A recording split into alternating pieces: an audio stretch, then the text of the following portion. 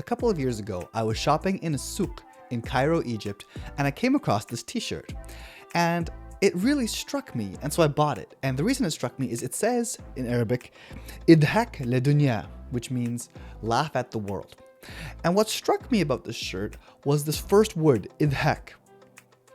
This is the imperative form of the verb dhahaka in Arabic, which means to laugh at or to mock, depending on the context.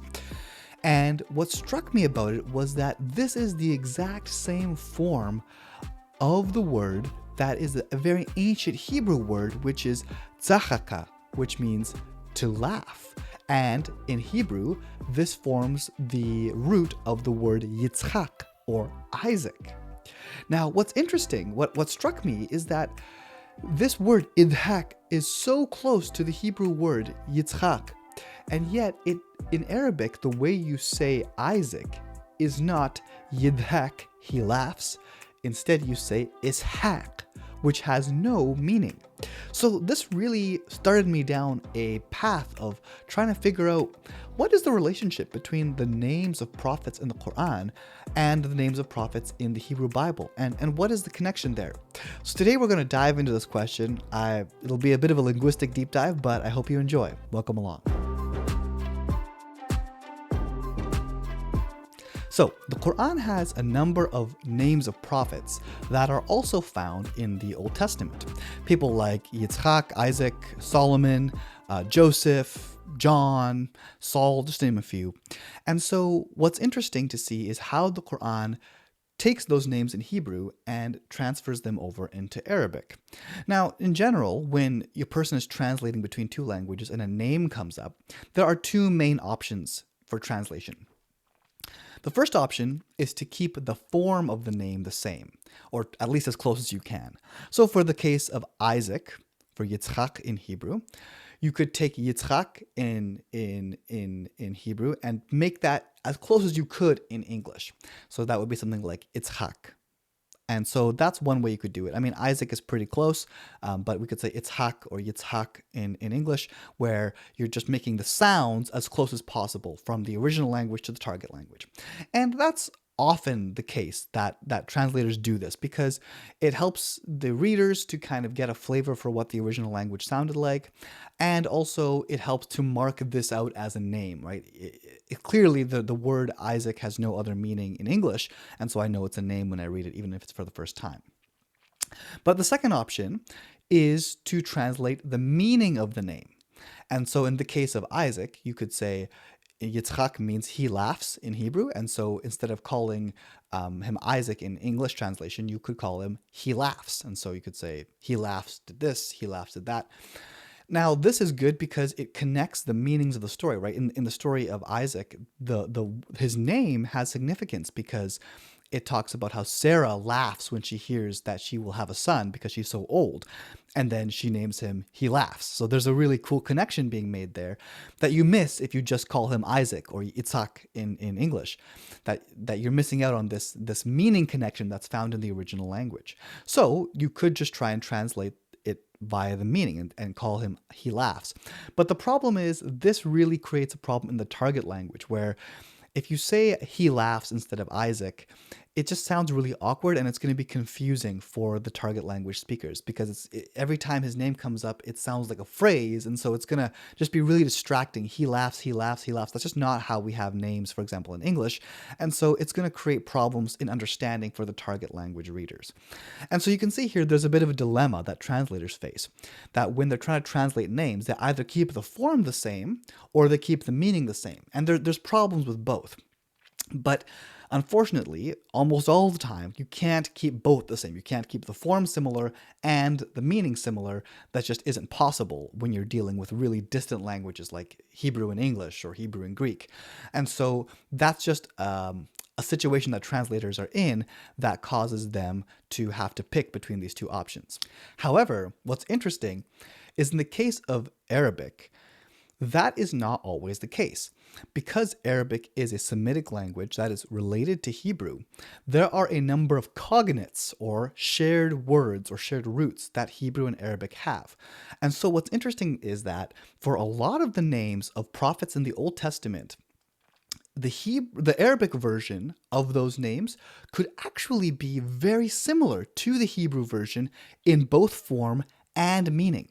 That is to say that if you wanted to translate names from Hebrew into Arabic, you could do so while maintaining the way they sound as well as maintaining what they mean, which is the best of both possible worlds.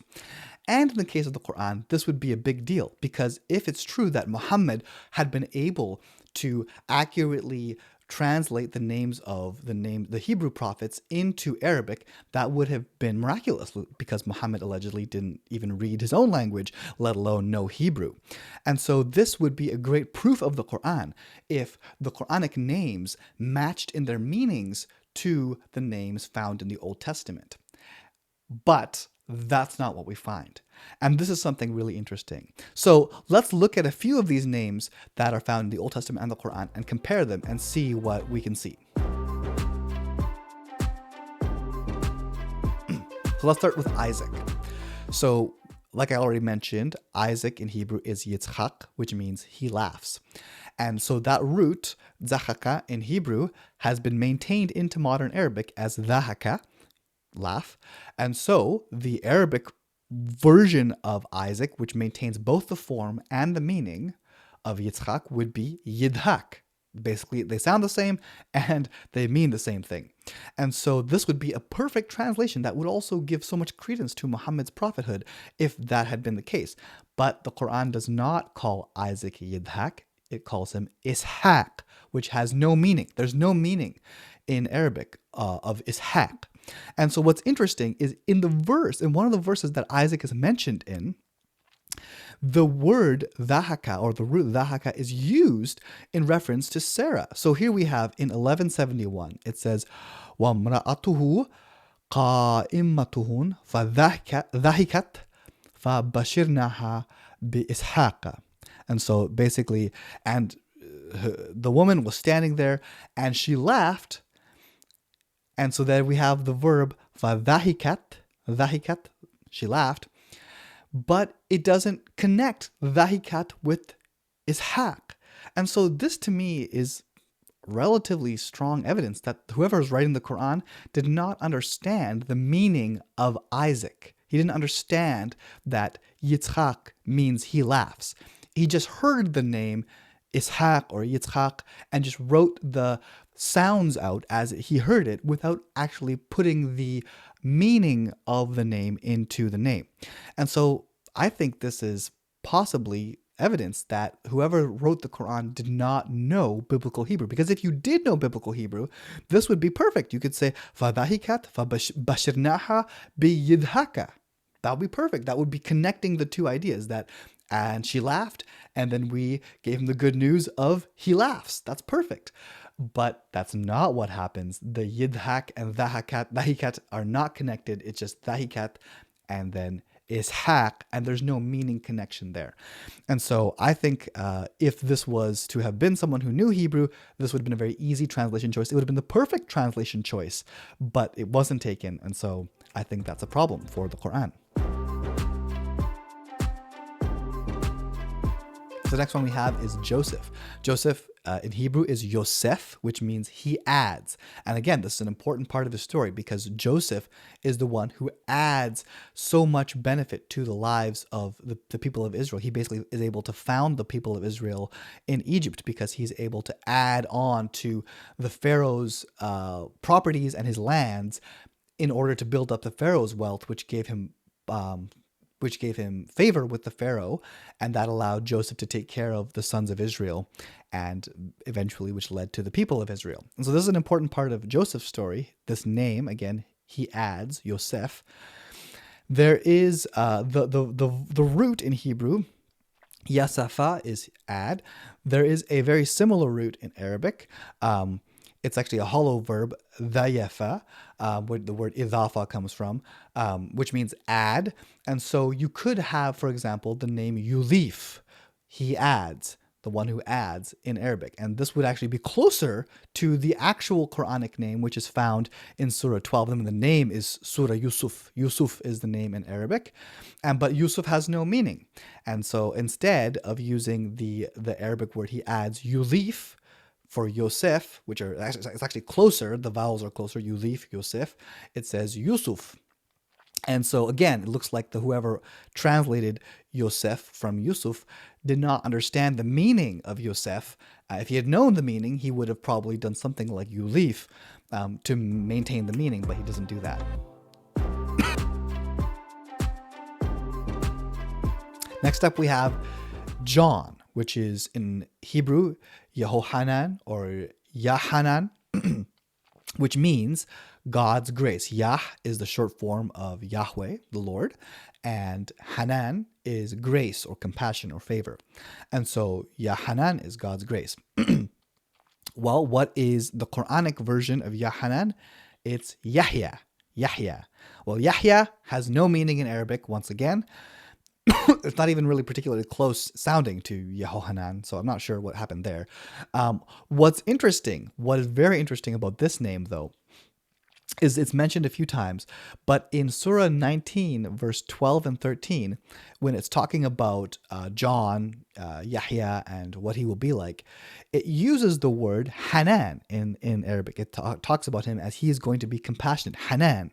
So the word is there in Arabic. The Quranic author knows the word is there and is using it to describe him, but he doesn't understand what the name actually means. And so, again, this smacks of someone who's hearing stories about this guy named John, Yahya, who he hears the name, it sounds a little bit like Yahya, so he writes it down as Yahya, and he hears that he's compassionate, he's full of Hanan, so he puts that down too, but he doesn't actually know the Hebrew meaning. And so he has the two words there, but he doesn't connect the dots because he doesn't understand Hebrew. And again, this I think is a problem because, again, if the Quran is from God, God knows Hebrew, he should be able to connect those dots. Muhammad didn't know Hebrew, and so this sounds more like someone who's just hearing names of prophets floating around and then putting their stories down. And if the name happens to sound like the name in Hebrew, that's great, but there's no meaning connection being made. Okay, the next name up we have is Ishmael. So Ishmael in Hebrew is Yishmael. Yishmael. Yishma is he hears. El is God. So the name means God hears. This is a super important component of Ishmael's story in the Bible because there's numerous times where he needs God to hear him. For example, when he's basically in the desert and Hagar prays to God and then God saves them. And so this fact that God hears is an important part of Ishmael's story. But in the Quran, his name is Ismail. Ismail has no meaning in Arabic. There's no sense of this original Hebrew meaning, despite the fact that it would actually be very easy to transfer this name into Arabic with its meaning and its form, which would be to say Yisma Allah. Yeah, Yisma is he hears, and then Allah is God. So God hears, Yisma Allah, or Yisma Ilah, God, the God hears. Those would both be ways to transfer Yishmael into Arabic with maintaining both the form and the function, but the Quranic author doesn't do that. Again, looks to me like the Quranic author doesn't understand what the original name meant in Hebrew. The next name we have is Elijah. So Elijah in Hebrew is Eliyahu. Eliyahu. Eli is my God. El is God. E is my. So Eli. Yahu is another form of Yahweh, which is the Lord, God's personal name. So Eliyahu is my name. My God is Yahweh. Now this name is really significant in Elijah's story because Elijah was the only prophet in Israel at this particular time, at the time of King Ahab, and he was surrounded by prophets of a false god, Baal. And so Elijah's story is him competing against the prophets of Baal to show that Yahweh is truly greater than Baal. And so his name is My God is Yahweh. That's a super important component of Elijah's identity and his ministry. And yet in the Quran, this meaning is also lost. In the Quran, as we see, for example, in Surah 685, Elijah is called Ilyas. Ilyas. And there's no meaning for Ilyas in Arabic. There's no meaning whatsoever. Despite the fact that this, again, would be very easy to transfer into Arabic, you could just call him Ilahiyah. Ilahiyah. My God, Ilahi, is Yahweh. Ilahiyah or Ilahiyahu. And that would sound very similar to Eliyahu. So again, the meaning is lost in the Qur'an. So the next name we have here is Saul. Saul was the first king of Israel, and his name in Hebrew is Shaul. Shaul, from the verb sha'ala, which means to ask or demand. And so Shaul means asked for. And this is really crucial to Saul's story because the people of Israel before Saul had been judged by God. They were a theocracy, that God was their king. And eventually they look around at the other nations and they say, we want to be like the other nations. And so God says, okay, you asked for a king, I'll give you a king. And so he gives them Shaul, the guy who's asked for. And in Arabic, in the Quran, this meaning is totally lost. There's no meaning retained. His name is Talut, which I'm not even sure what's going on there. I think it possibly is a rhyming scheme going on for the Quran, but yeah, Talut. No, there's no meaning for Talut, despite the fact that Sha'ala in Hebrew and Sa'ala in Arabic are very similar verbs, which is to ask, Sa'al. So, for example, you could translate Shaul as So'el, like question or ask, or Su'ila, asked for, something like that. Some version of the root Sa'ala. But the Quran doesn't do that, again, because the Quranic author does not understand that Shaul means asked for. So the last name we're going to mention here is Zechariah. So Zechariah is the father of John. And what's interesting about his name in the Quran is that, like Isaac and John, the meaning of his name, the word that is the basis for the meaning of his name in Hebrew, is found in the Arabic text in the same verse that his name is found, but the author of the Quran doesn't make any connection between the two. So for example, we have here in Surah 19 verse 2, which says, ذِكْرُ رَحْمَةِ رَبِّكَ عَبِدَهُ زَكَّرِيَّا. And so we have here the first word dhikru, which means this is a mention or remembrance of the mercy of your Lord to his servant Zechariah. And so dhikr comes from the root dhakara, which means remembrance. This is really important because the name in Hebrew, Zechariah, which is Zachariah, Zachar, is just like dhikr. It's the same root, which means remembrance. And so Zachariah means the remembrance of Yahweh, or God remembers, which is really important in the story of Zechariah, because Zechariah comes at a point when God had not sent a prophet to Israel for 400 years. And then God speaks to Zechariah and sends the prophet John through him. And so Zechariah's name is a foreshadowing of what God is going to do through him, which is God is not going to forget his people. He's going to remember his people and send another prophet through Zechariah. And yet the meaning of this name is lost in the Quran. Zechariah has no meaning in Arabic, has no meaning in the Quran. It would be so easy for the Quranic author to just name him Dhikriyah, which is, right, remembrance of Yah. And that would have been the same meaning as Zechariah. But the Quranic author doesn't seem to know that Zechariah means remembrance of Yahweh. He just has heard the name Zechariah or Zechariah, and he says, oh, Zechariah sounds like Zechariah, and he wrote that down without understanding the meaning behind it, which is, again, a huge problem because the Quran comes from God. God should know that, and God should be able to do a better translation of these Hebrew names into Arabic. Before we conclude, I want to address what I expect will be a counter-argument from Muslims who are responding to this video, which is that they might say, listen, this is not a fair criticism because the Quran is written in Arabic, and Arabic has certain names like Ismail, Ishaq, and there aren't names like, Yisma'Allah or Yidhak. These aren't actual names in Arabic, so you can't expect the Quran to put non-Arabic names into an Arabic text. That's not fair. That doesn't make sense. And here's my response to that point. Where do these names come from? Where does Ishaq, Ismail, Zechariah, where do these names come from? Well, they come from the Jewish and Christian Arabic-speaking and Aramaic-speaking traditions that predate Islam, right? That's where they're getting these names. In fact, a lot of these names are coming straight from Aramaic into Arabic. And so the problem here is that according to the traditional Islamic kind of account of why the Quran exists, is that it's to bring correction to the corruption that the Jews and Christians have brought to their holy text, right? It's saying the Quran is correcting these corruptions that the Christians and Jews have done. Well, here's the thing, that if the Quran is bringing correction, then it should have no problem saying to the Jews and Christians, hey, I know you think this prophet, his name is Ishaq.